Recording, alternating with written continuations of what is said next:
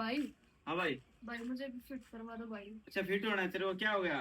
भाई 1 महीने बाद मेरे स्कूल है, मुझे सब क्लास में मोटा मोटा बोलते हैं। अच्छा ये दिक्कत है तेरे साथ, इसको भाई स्कूल में सब मोटा मोटा बोलते हैं, ठीक है। और 1 महीने बाद भाई इसके स्कूल खुल जाएंगे, तो 1 महीने में भाई को बिल्कुल फिट करवा देंगे भाई, ठीक है।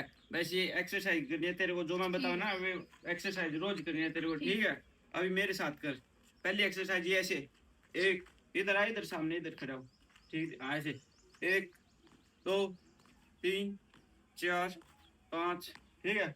उसके बाद ऐसे, 1 2 3 4 5, ये दे ऐसे, एक, कर कर, हाँ, 2 3 4 5, ऐसे, 1 2 3 4 5। ये एक्सरसाइज तेरे को रोज करनी है, ठीक है। ठीक। बिल्कुल फिट हो जाओगे।